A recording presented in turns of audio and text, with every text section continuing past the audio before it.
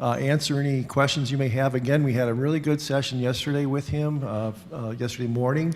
And again, that should be loaded onto our website, so I hope you can check that out and glean what you want to glean from that. But just good, healthy habits of churches, and so good stuff. And so he's here today to kind of answer any Q&A about the process that we're in and going to be in and entering. And so we're glad you are here, Marcus, to be among us. Yeah, awesome. Thank you. I'm good. So let me just kind of talk about my role, what this process is going to look like before we kind of do Q&A. Really, this is what we call in our ministry a transition consultation. So what we come in and do is, again, help churches have the most effective, healthiest transition possible. That in a lot of ways, transitions, especially pastoral transitions, are kind of make or break moments. That if you do them really poorly, it's very, very destructive. If you do them inattentively, you kind of get what you get, right? If you do them well, they are moments for transformation. So when I met your pastor, and I figured out a couple things right away. First, I figured out he's a really smart man, because you know what smart men do? They marry up. And so he married way up. And so, I always like smart guys, but as we were talking about, I was speaking in a retirement retreat, a pre-retirement retreat that they were attending, and helping pastors figure this out, because it's actually just as hard, if not harder, for pastors to transition as it is churches. And so as we got talking, he was sharing some things and some hopes. He said, gosh, this would be good to talk about. And so I had some Zoom meetings with the council and all of that. And so really what's going to happen is I'm going to be collecting a lot of data, doing some education, and then preparing a report. So it started yesterday with the education piece and a little bit in the sermon. We talked about habits of healthy churches, and we've kind of identified the top 7. So if you didn't get to be there, it's on a video. We wrote a book on it. I've got some of them here if somebody wants one. We have those available, or you can order them on Amazon. Same difference, I think. And so that's the education piece, right? The next piece is gathering data. And so we're going to do that kind of 3 ways, or I'm going to do that 3 ways. One, through the cottage meetings. Again, we encourage everyone to attend at least one of those, ask a series of questions there. We'll do an online survey that you should have next week. You'll have a couple weeks to do that, very simple. I've already kind of been wandering around the community and the area and kind of think about churches like this one. What are the best practices? What have things that have been most successful for churches like yours in the season? I have the privilege of seeing a lot of things. I can't count the number of churches I've worked with anymore, and I've been to all 50 states, 5 continents, 30-something countries, and so seen a little bit in my short life. And so out of all of that, I will give a report to your council that they can, of course, choose to share with you. And in that report, there are kind of a couple key things. Some key observations, opportunities, and challenges. Some recommendations, and when we make recommendations, we say, all right, here's the ones we can help with if you want. Here's the ones we can't help with, but we have a trusted partner. Here's the ones where we can neither help nor have a trusted partner, but here's what to look out for. And then in the report will also be, and this is a key piece, an ideal pastor profile. So we'll kind of assess what kind of pastor is the best kind of fit for a church in your place and in your season. A lot of times what happens, especially right now, with the massive clergy shortage, is churches are calling the first shiny object pastor. And rushed calls have never turned out well. I would probably be unemployed without rushed calls, so I can't complain too much. So really giving the council a profile to start from. And again, I tell everyone, when I write a report, Don't believe and do everything. I'm not the Christ. I can't be right about everything. But don't ignore everything because I'm not an idiot. Again, unless you ask my 17-year-old daughter, right? And so that report is really meant to be a tool for your council. We make recommendations. Your council makes decisions, right? And that is important. And so they've got to filter that information and figure out where to go and what kind of help makes the most sense. And again, the idea is, how do we leverage this transition time as an opportunity for greater health? Any church can get healthier. This is not about, oh, the church is bad, and so we need to do this. I don't know. I haven't studied yet, right? I just know that anything can get healthier. So we want to leverage this for health, and we want to equip your council in a time that's very challenging to do church and to do a pastoral search, to have the best chance at success. That's what this is about. And so your pastor, the council felt like, hey, let's invest in this so that we can give Immanuel the best shot. And we in our ministry and we certainly give these things our all. And the report will be a month or two from now, depending on how quick surveys come back and any unexpected forest fires kind of happen in my work sometimes. And so I always leave a little wiggle room because I learned that the hard way. So that's kind of the process. That's what I do. Again, I'm an LCMC pastor, but I've worked with lots of different churches of different sizes, of different denominations. I have the privilege of pastoring pastors and of training our intentional interim pastors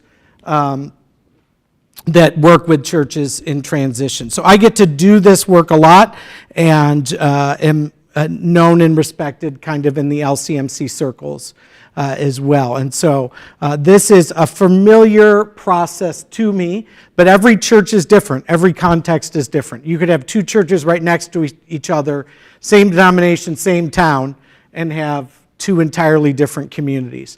Context is everything. Jesus did ministry in context. And so our work is meant to be contextual. While we have processes that are universal, our results are always contextual. And that's really, really important. So that's what the process looks like. So now really we just wanted to be able to have a time. Any question about the process, about churches in transition, pastoral searches, or just anything. If I can't answer it, I'll make up something that sounds so good that you'll think it's true. And then I'll tell you that that's what I did. Because I can't help but to be brutally honest, which makes for a good consultant and sometimes a troublesome husband. And I think we want to have people speak into the mic so everyone hears, and otherwise I end up translating for you. And again, my translations are not always appreciated. So Yeah, and we're recording this too, so if you've missed something, you can always watch it. I just hope you're using the camera that takes off 200 pounds. Okay, good. Good. Yeah. So, any questions? Back in the one right here we go. Yes, Darlene McNally. I would like to know if you have experienced a decline in attendance at churches as they go through their transition, because it sounds like this is a very lengthy process, and I would like to know your opinion on that. Yeah, great question. So I would say this. It doesn't matter what church you're in. Anytime a pastor leaves, some people leave and some people come back. Anytime a new pastor comes, some people leave and some people come back or come anew. And so you will go through that ebb and flow. I have seen generally that the healthier you do this process, the less that happens, right? And the healthier church you are, the less that happens. And so it's our more conflicted churches where that is very, very extreme. And so I don't anticipate, an extreme case would be something like, 10, 15, 20 or more percent, right? A normal kind of healthy case might be like 5%. And a lot of times it's not even that people leave, they just kind of take a break from worship, right? But I think since you all went through a period where your pastor was away for a season, that may be a good marker for you what to expect, right? It may be a little better or a little worse than that, would be my guess.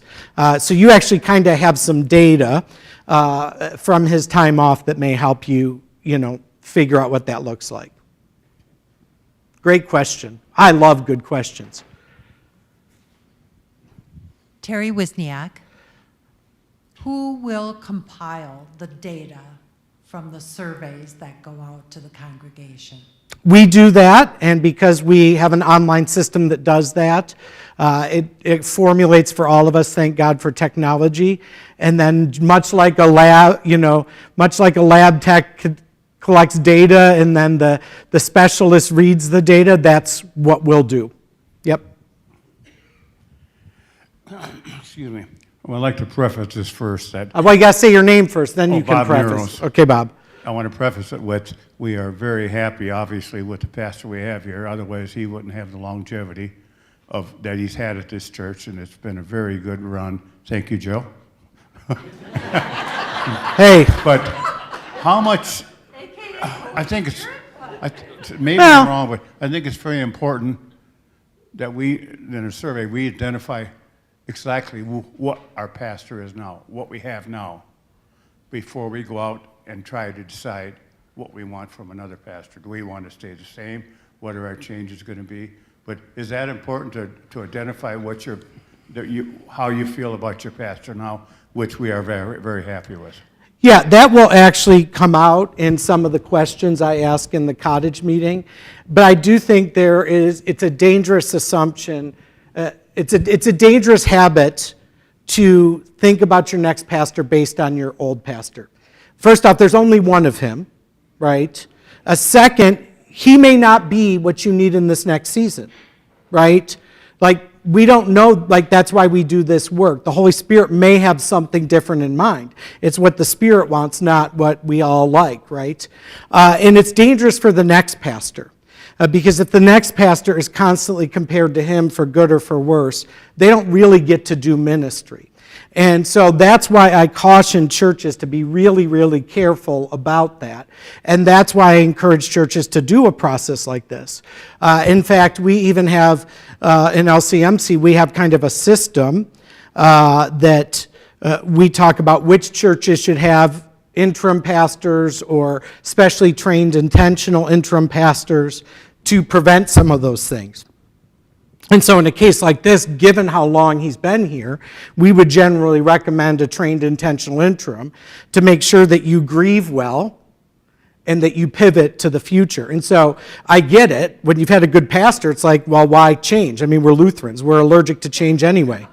And so, but there's a danger there because you don't know what the Holy Spirit wants to do. And that may be different than your personal preferences in this moment.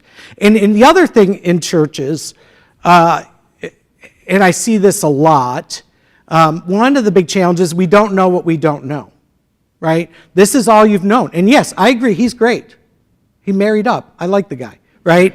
Like, he's great. There's no question about that. But, again, we don't know what we don't know. Is there something different that this church needs going into the future? And that's why we do this process. I mean, being a church that's both affiliated with LCMC and NALC, you've got to make a decision about which of those processes you use, which pool of clergy you want. And so again, this process will kind of help with that and help the council figure that out. So it's great to celebrate those things, and please do that over this season. And yes, you may have some of the same characteristics, but don't assume one way or another because there's a danger there. Does that make sense? Okay, yep. Make sure we know what we have. Right, yeah, and that's the thing. I mean, the whole point of this process is not to find the next shiny pastor that looks like this one, but to say, who are you as a church, and what kind of pastor do you need to lead you into that future? And that's a huge difference now. That's not the way we've done it. But in this season of the church, with the challenges of the church in the United States in general, we have to do it that way. Otherwise, we're destined for problems. Yep, absolutely. Yes, sir. Ron Mogan, Yes, Ron. in looking for a pastor, Crosby is a growing community. There have also been other churches that have had to go through the same type of scenario. Should one go out from our church and have discussion with other churches as to what they went through to get a feel for this area? And, you know, we might find out news about, you know, how our area, people to our area respond.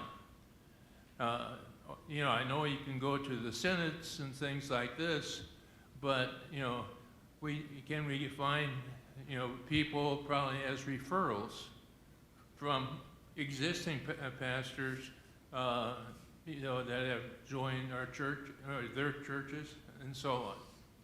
Generally, I would say no. Here's why. Theology is a big deal, and we have a lot of churches, again, they get desperate for pastors, and they grab this pastor that looks and seems good, and turns out to be a Baptist, and you think, oh, that's not a big deal. But theology is a big deal, and so if they're not aligned with Lutheran theology, we've seen a lot of problems come from that. Now, you could call other churches and say, what did you learn from your search that you wished you knew? But I would not go to other churches in the community, especially of different traditions, looking for advice on or referrals for pastors, because you want to find somebody who's aligned with your DNA and theology as a Lutheran church. And so that can be kind of a dangerous thing to do. And community, right? Yeah, for sure. Yes, ma'am. Hi, Nancy Evans. How do we find this trained intentional interim? Do you help with that process, or are we looking just like we'll be looking eventually for our permanent pastor? Yeah, that's a great question. So that is a little easier, actually, than looking for a pastor. There is a list of those folks, and so the council contacts, again, either the LCMC or the NALC, you'll kind of have to choose. They'll point you to some of those folks, and then you just, your council picks the one that makes sense, right, for you. And I have certainly helped LCMC churches with that because I train those folks, so I know who's who and what. You're in a really good position being as close to the cities as you are. We have a real cluster of trained intentional interims in the Twin Cities area. And so you're actually in a better position than most to find an intentional interim. We've got some much more rural churches that have a much bigger challenge with that. So you're actually in a pretty, and having a parsonage on a lake is not going to hurt you either. I'm just saying, for an interim or for a pastor. I mean, that's not going to hurt you, I'll just be honest. Make it a difference between, it's a decision by the council versus a congregational call for interim. Yeah, so an interim is a contract call. And so the interim is selected by your council because they're not a permanent called pastor. They're on a contract, right? So I do this work, and I'm doing this work with a church in Michigan right now. I have a contract. The board hired me. I've got a contract. They keep trying to extend that contract. I have a contract, right? And when that contract is done, I'm done. When you call a pastor, that's a congregational vote because that's a permanent position until retirement, death, or, resignation, or, God help us, disaster, right? And so those are two different things. That's a great question. Don Rasmussen, would you explain a little bit about the intentional part? Yes. Interim pastor, because I've seen they don't merely take up space and wait. They are trained to make some or carry out the council's decisions on what the church needs, staffing changes, ministry changes, to clear a clear path for the new pastor. Yeah, so when you have a pastoral vacancy, you basically have three options. You can do what we call pulpit supply, right? Where you just find people, pastors, retired pastors, lay people, that just preach on Sundays, maybe do funerals, right? That's your first option. Your second option is an interim pastor. The word interim means meanwhile. They're the meanwhile pastor. They're the in-between pastor, right? So an interim pastor really does, depending on if they're full or part-time, really does a lot of the stuff the pastor would do. They preach, they visit, they bury, they marry, they go to council meetings, all that fun stuff, right? An intentional interim is trained, has specific training to lead you through an intentional process, right, to really do three things. One, to heal. Like when you have a pastor retire that you love, you grieve, right? And so healing is needed. Second, they help the church get healthier. They look at the whole system as an trained outsider to say, all right, what about this system needs some working? How do we get healthier as a church? And thirdly, the third part of this, and it all kind of happens simultaneously, they help you prepare for the next pastor, which is really critical, back to your question, when you've had a long-term pastor that's been well-loved, right? So that that next pastor sets you up for success. They are a specialist, right? Where your normal pastors and your interim pastors, they're generalists. They're a specialist. They do a bunch of work in the culture of the church to do some assessment, to figure out what things need to kind of be retooled, elevated, fixed, changed, so that the next person who comes in has the best chance of success possible. Is that clear for everybody? Pulpit supply, interim, intentional interim. There are specific cases where we recommend an intentional interim. When there's been significant conflict, misconduct, or betrayal, when a pastor dies, when a church really just wants to get healthier and leverage the transition, when you've had a pastor who, when they've served 10 years, we say you should have one. If it's 15 years or more, you really have to have one. The average pastoral run is running around 7 years right now. We call it the 7-year itch. And so that's about the run right now. And we don't expect that to increase. That's probably the peak it's going to be, at least for the foreseeable future.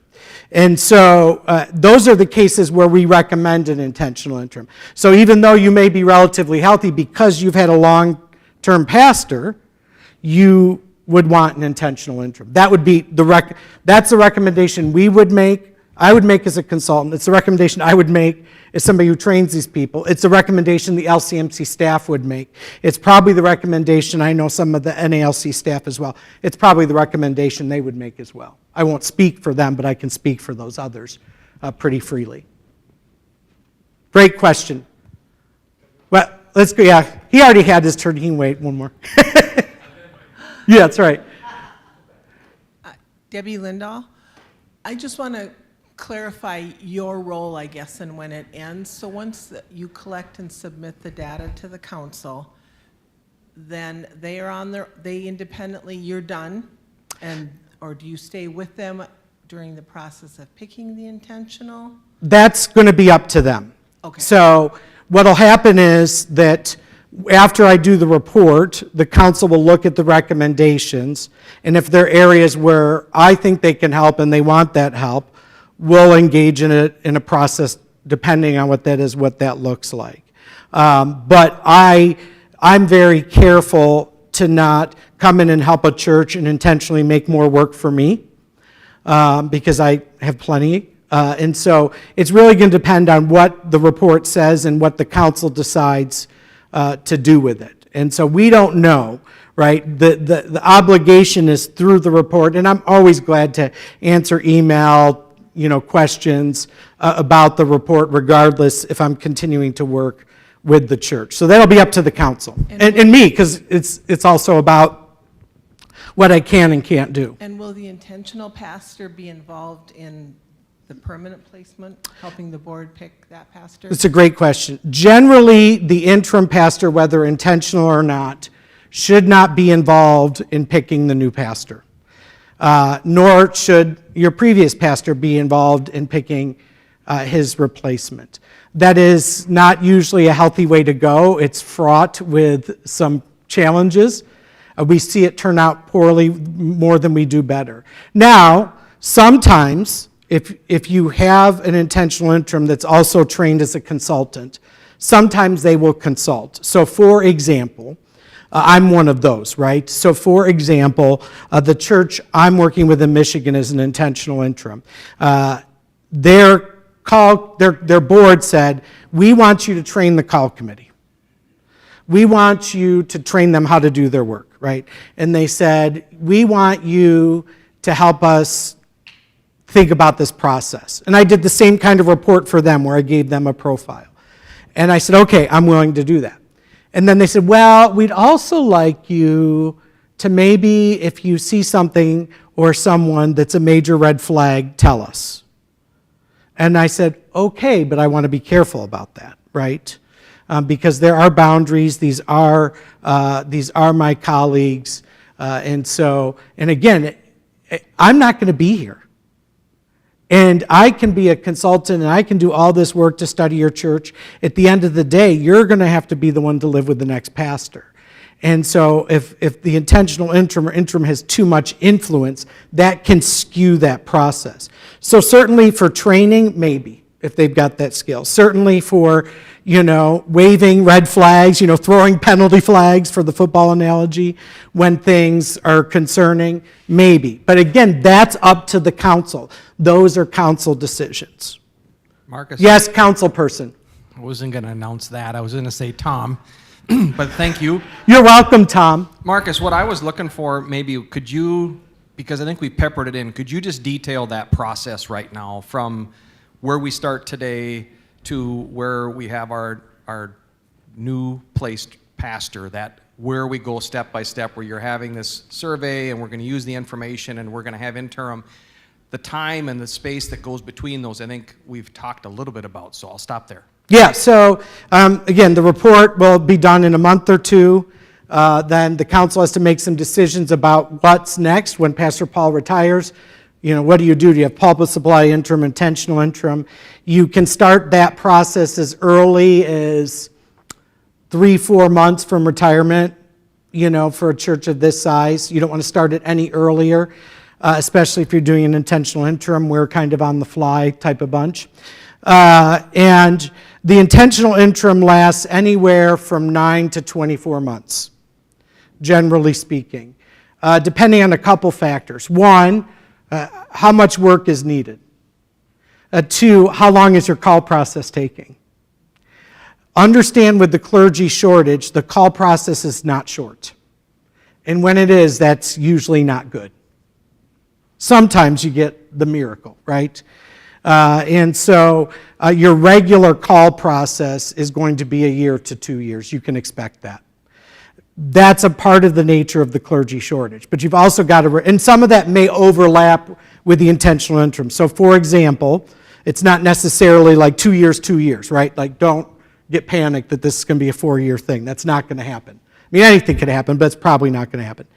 So like right now, I've been serving as an intentional interim for 10 months in Michigan. They've already got a call committee. They've already posted their position, right? And so these time frames do overlap some. Does that answer your question, Tom? Yes. Okay, good.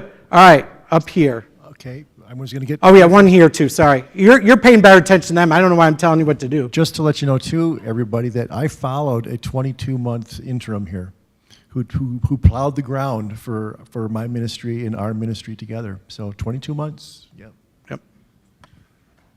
I'm still going to ask this question. David Punt, I'm sorry. I'm still going to ask this question about interim versus permanent minister. Yes. We've got 9 months, and say, for example, and you haven't seen the results of the survey yet. Right. We haven't even taken the survey yet. Right. And you get back to Indianapolis, and you say, wow, these people are incredibly healthy. This is one of the best churches I have ever seen. Okay. Wow. These people are going to be the gold standard. Okay. Other churches are going to be measured by how well. Would you suggest that we go right to a permanent minister? Absolutely not. Nice try, huh? Yeah, here's the deal. I go back to the qualifiers. Paul, remind me how long you've been here. How many years, Paul, have you been here? It'll be 26. 26 years. By the way, unheard of, right? There is no way anyone in LCMC leadership, there is no way anyone who has any knowledge of church transitions would not recommend an intentional interim when you've had someone be here 26 years. Regardless of how good he is or how hard he's tried, so much after 26 years of this church becomes centered around his personality. And basically, if you go from him directly into a new call, what's going to happen is that pastor is going to be an unintentional interim. They won't last 2 years, no matter how great they are, because the shadow is there. And that's why you need to have an intentional interim, or at least an interim. You have to have that break. Otherwise, it is absolutely right. You could be the healthiest church in the world, and that's still a terrible idea. You can do whatever you want, but I'm telling you, that would be a terrible idea. Terrible idea. Just being honest. Yes, sir. Jim Bladel, I'm wondering if once we begin the search process, if there are regulations, rules that the LCMC imposes, particularly in the pastor shortage that exists? Or are we fairly free to be aggressive, hear about people, go after individuals we may hear about? Yeah, great question. So again, LCMC and NALC have two different processes, two different clergy pools. I'm going to go ahead and say with some confidence that you're probably going to be, this is not an official statement until I've done my work, but a strong leaning that the LCMC pool and process is going to be a better fit for your congregation. In LCMC, you have complete congregational autonomy. You can call whoever you want. You can call whoever you want, right? You also have, with that freedom, with freedom comes what? Responsibility, right?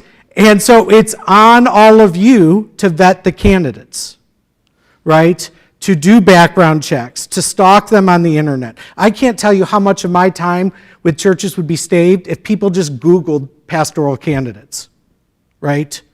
We had one church, I said, don't call this guy. It's going to be a disaster. But they were panicking because they didn't have a pastor. And so they called them.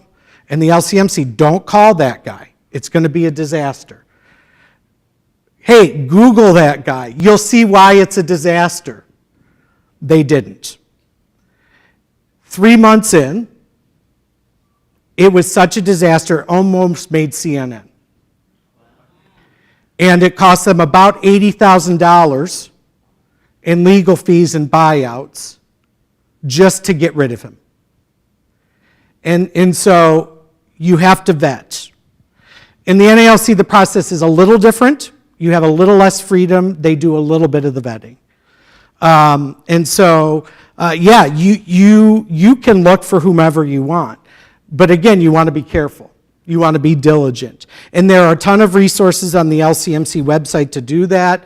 There are people like me that can train call committees, right, that can do all of that work.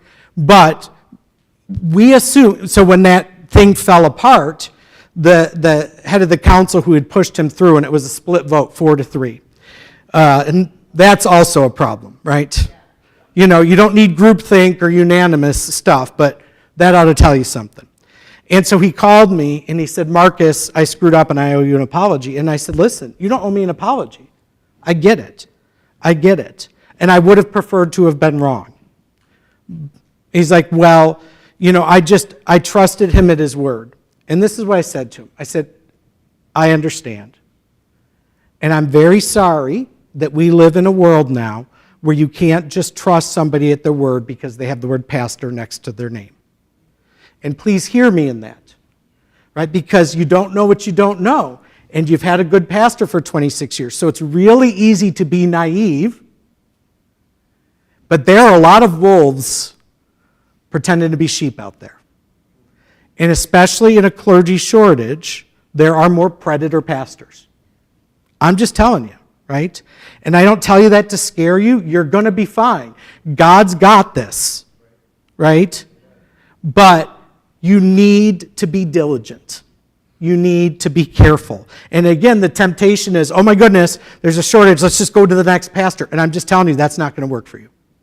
You can do what you want. You can say, the heck with you, Marcus. You know, your orange self doesn't know anything, right? And do what you want. I'm just telling you, that hasn't turned out so far, especially not right now. Again, if any of you hire or know people that are hiring, right? There's a lot more duds out there right now because the market is an employee market, not an employer market, right? This is true in the church as well. And the stakes are a little higher, in Marcus's opinion. So, yeah, that's what I would say to that. Again, I'm just going to straight shoot you, right? I'm more hopeful than not, okay? Please understand that. But we got to be honest because we've seen so many churches get hurt in the midst of this process. And I don't want you to get hurt. I don't want you just to survive. I want you to be transformed. Yes, sir. Mark Bjornstad. That's not a Scandinavian name at all. Not at all. Yeah. It's one of my aliases. Okay, good. The way I look at the Synod and Immanuel is as a partnership. Yes. Okay? And the Synod has been operating, you know, when you talked about yesterday where some of these trends, these dire trends, Yep. started in the 1960s. Mic closer. You're waving your hands and you can't hear you with the mic. Okay, so Maybe your wife can hold it for you as you're waving your hands around. That's why I have to have one of these. So my assumption is churches and synods have had to change over this 50-year period of time to address changes, right? Yeah, and both the LCMC and the NALC would not even want to be called the Synod. Right. Okay? Okay. You know, the LCMC sees themselves as an association. I mean, the IRS sees them as a denomination, but that's a different meaning. And I didn't mean to insult. No, it's not at all. That's not an insult at all. But again, I'm just trying to help, right? And so, yeah, I would say, yeah, we've all had to change, right? God doesn't change, but the world does. And the Holy Spirit continues to move and reveal himself to us, right? Yeah. You know, God is not done speaking. And so to not change is to assume that God is done speaking. And I think that's a dangerous assumption. But here's my question. Yeah. It seems like the biggest challenge ahead of us is to find the right pastor, okay, in a market that is not growing a lot of pastors at the moment. Right. So, two things. You know, I attended a church in Plymouth that was a decent-sized Lutheran church, and I can't remember if it was a senior pastor or not, but this person came from a communications background. And in mid-career, and it was probably, you know, he had probably done some theological study and that kind of thing, but that was taken to, you know, be a legitimate pastor and so forth. So my question is, if we have to find somebody that's non-traditional, are there resources at the Synod, at your association? It's not mine, but yes, you're good. You wish it were. No, I really don't. I got enough problems. Okay. But anyway, are there, well, let's just blurt it out, financial resources in your organization that could assist us in taking somebody that's mid-career, that has the potential, that kind of thing, we're willing to take a risk to get that person educated with, God only knows what the cost of. Yeah, so here's the answer to your question. There are no denominations or associations that I know of in the United States that have, in this economy, financial resources to pay for pastors to get educated. And even historically and traditionally, that's either fallen on the pastor or the congregation. Now, the idea of getting somebody who's mid-career change or a seminary student or somebody who feels called but hasn't yet gone to seminary, that's a great idea. We have lots of churches doing that. And in a lot of cases, it's working really, really well. But there is not financial help for that. And if you go that route, the way to do that is you build into the compensation package, especially at the front end, resources for that. Now, the good news is that while there's not financial resources for that kind of thing, there is, seminaries have gotten a lot cheaper, a lot cheaper. I teach for a seminary, and they've gone actually to a subscription-based price. And so it's literally just $300 a month. I was paying that for books for one class in seminary. I mean, I was born in the wrong era, right? Because, I mean, you're paying for all of seminary, for 3 years of seminary, what you used to be paying for a year, or depending on where you went, a semester. And a lot of these seminaries, including the one I work with, Kairos, which was formerly Sioux Falls Seminary, they're a merger of a bunch of closing seminaries in North America. They, what the program does is they actually do their learning as a part of their ministry. So they're not, so their assignments they do are actually things that they can use in their church and ministry. So it's like on-the-job training, more of an apprenticeship model. So not only is it cheaper if you go with one of those schools, but it isn't necessarily a ton of extra time and work on top of the ministry, that those two things, at least for us at Kairos, are folded together. Again, I was born in the wrong era. And so bad news, good news to your question, right? Bad news, not any resource out there. Good news, seminary for people is a lot more affordable and a lot more accessible than it used to be. You can do it from anywhere. I mean, I have students in Germany, Africa, Canada, or as we call it, northern Minnesota, right? So there's a lot of opportunities there. Great question. I like the way you're thinking.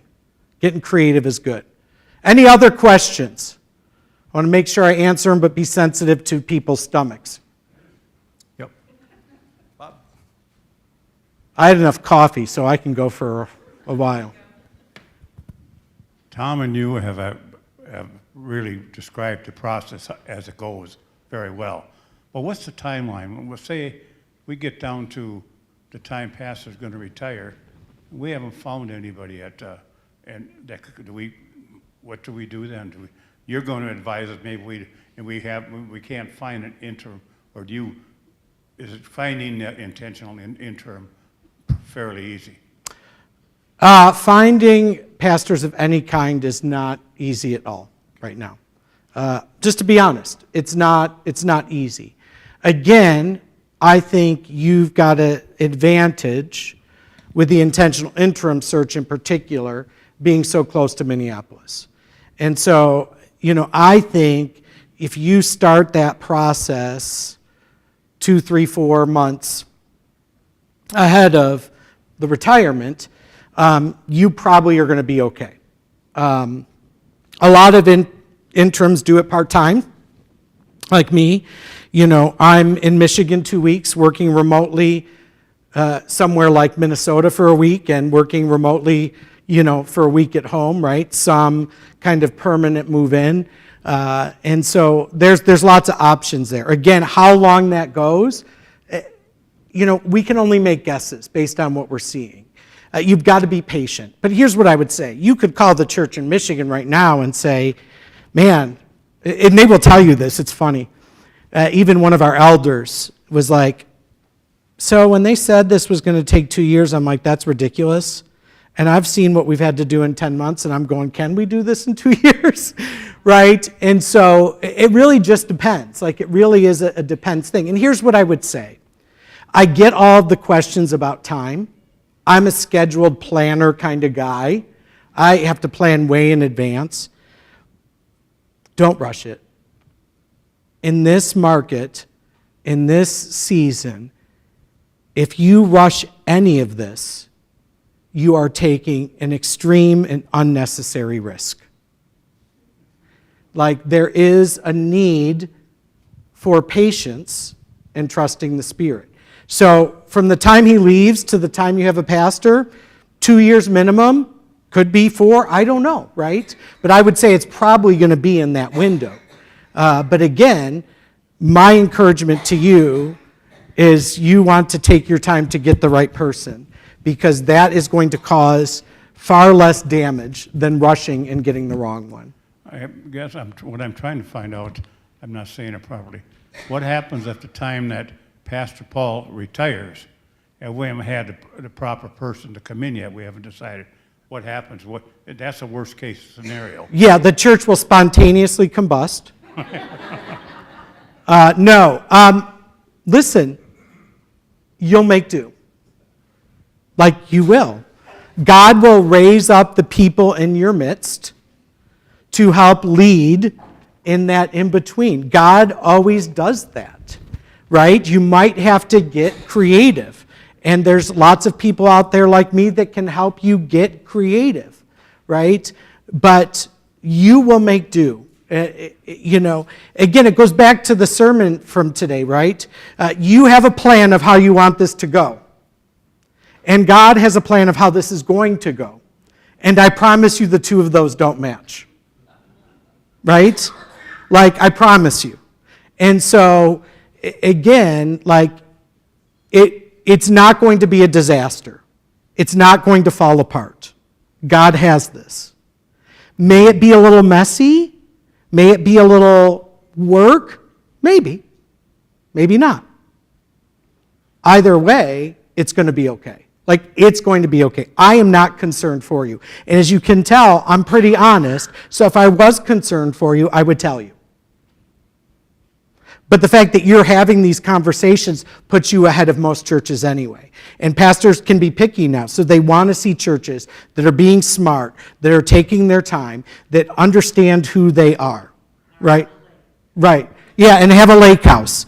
And so, yeah, again, not hurting you at all, sure. Wasn't there the story of Elijah after the big confrontation with the prophets of Baal?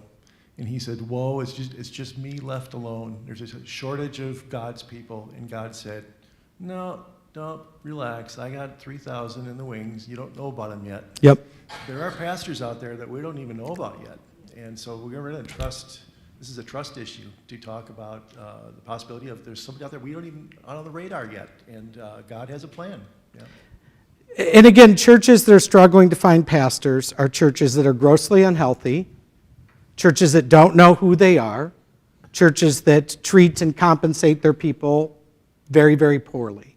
Like, those are the churches that are struggling. And so, again, the fact that you're going through this process answers a lot of those already. St. Jill. Civil justice at Yeah. Decatur. Yeah, simultaneously sinner and saint. There you go. I just want to say, I know that the lake house is a really great piece. When we were at our previous call, it was in a valley. We were in a valley and could not wait to get out of that situation. And what struck us here was, someone said, "Oh, we've got a lake house for you." And we went, "So? Are you healthy?" We need a spiritually alive church. We need a church that is not going to suck the life out of us. Although Amen.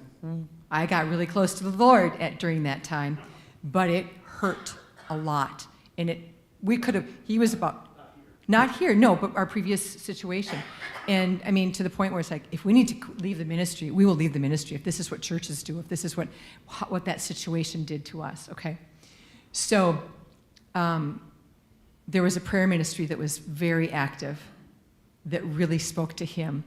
It was, keep it short, but that was praying for the pastor, praying for the pastor's family, praying for the congregation. And it's like, oh my gosh, there is a healthy congregation that we could see ourselves being a part of as our family grew up here. And when we were telling the kids that we were leaving, I remember buying Jar Jar Binks beach towels and saying, "We're having a lake home." But that was not on our radar whatsoever. That was icing. So, yeah, thanks. Don't leave with that, you're saying. I would not leave. No, with that. no, I never- but it's not definitely- hurting you. No, well, in today's, well, we know how our community has changed. There's no housing here. So to have a house right there, not umbilical corded to this place, is like, are you kidding me? Thank you, Jesus, right? But yeah, I would not.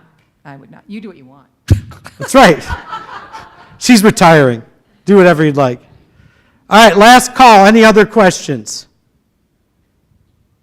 How did you get into doing this? Yeah, how did I get into doing this? Yeah, or better yet, why do you do this? Yeah, it's funny. I tell people, I'm like, well, I don't know. Like, it's a little bit experience, a little bit education, a little bit calling, a little bit gifting, maybe a little bit of mental illness sprinkled in. Here's what I would say. I'm at my best, for better or for worse, in crisis and transition. And where I excel is really helping churches get healthier and figure things out. And again, I've worked in every role in the church except for music over 20 plus years. And to Jill's story, the last long-term call I served, the people brutalized my family, brutalized my children, to the point where they both lost their faith for a season. And so it was just really clear to me, for my own health and the health of my marriage and my children's relationship with Jesus, that that long-term thing wasn't the right thing for me. And again, I do just so much better in these seasons of crisis and uncertainty. I actually get to, we talk about moving the needle. I actually get to move the needle and help results actually happen. Where that petty day-to-day, I don't like the carpet and all that stuff, especially when you go to places like Malawi and Bangladesh and, don't have indoor plumbing for a couple weeks, that stuff just wore me out. And so it was just really clear also to me that God wanted to use my gifts in a larger capacity in more than one place. Pastor said he's told this story, but when I was in Texas doing an intentional interim, they always solve their problems with money, and they have a lot of it, so I guess it works. And so they would every week, I say, I don't stay. And they're like, how much is it going to take? How much is it going to take? I mean, it was constant. And so one day I'm like, I got to come up with an answer that's so ridiculous that this will stop. So finally, one of the old dogs came up to me and said, how much is it going to take? And I said, well, here's what it's going to take. $150 a year, plus insurance, $1 million signing bonus to buy my ranch, and an orange Corvette. And I kid you not, the guy looked at me and said, Corvettes are on back order. I almost ended up single and in Texas. So, rethinking, sorry, they got a pastor, and a good one. For me, this is just my calling in this season, and while a lot of it's hard and tiring, and there's a lot of time away from family, I'm doing the best work of my career. I'm doing the best work of my life, and I'm having the time of my life. And so, guaranteed income would be nicer and more comfortable, but this is way more effective. And so that's why I do it. This is, at least in this season, this is who God has made me to be. And, I can fight that or I can embrace that. And most of the time I embrace it. There are times where I'm like, sweet Jesus, you need to come up with a better idea. Yes? Him, then her, yes. Yep. And then we'll probably stop. Yep. So Kevin Martini, those of you that weren't here yesterday, I highly recommend you watch it. A lot of these questions, a lot of what he taught us yesterday really applies. So yeah, just if you haven't seen it, go to our website and watch it because it's worth your time. So yeah, and thank you for being here. Of course, yeah. And again, even on our website, there's resources about healthy churches. We wrote a book about it. I mean, there's a ton of stuff out there. We're doing a podcast. So there's lots of information for anyone to grab a hold of for free or almost free. Yes, ma'am. Judy Burson, and I just want to wrap us around back Yes, ma'am. to your message this morning. Yes. We have short memories, I know. We have very short memories. We've talked in staff many times about seeing the Spirit work, seeing God work, seeing God move in our lives individually, seeing God work in individual ministries, and seeing God work in our congregation. And thank you for that message this morning, because that's where we need to kick off. We are blessed with what we have and how we have come here. And we, you know, as crazy as that was for 2 months where we were without Paul, God said, look at what you can do. Look at what you're capable of. And you didn't have as much advance notice as you do now. We sure didn't. Right? And you're stronger now because you went through that. And Yeah. that's the thing. But I think your challenge to us to keep our eyes and ears open and to keep inviting the Spirit. And we've got strong prayer teams in here. I can't say that enough. But thank you for that message, and thank you for being here. Oh, of course, yeah. No, and again, for better or worse, this is my deal. Yeah, so again, there's lots of reason to hope. Be patient. Be careful. Shrewd as a serpent, gentle as a dove. Right? A wise man once said, shrewd as a serpent, gentle as a dove. Why don't I pray for us, and then I'll stick around for a couple minutes as well, should you have any other questions but want to be sensitive to time. And I was taught in seminary that the mind can only absorb what the butt and the stomach can endure. And so truer words have never been spoken. Let's pray. God, we just give you thanks for this day and just for the way that you have already gone ahead of this season of transition. And for this church and their love for you, their love for their pastor, and God, for the ways that you have, are, and will continue to work. Lord, help us to trust you, to be gentle as doves and shrewd as serpents, being patient yet faithful, God, waiting yet moving. We trust this season of transition, this process, and those who will come next to you. In Jesus' name, amen. All right, have a wonderful day, everyone.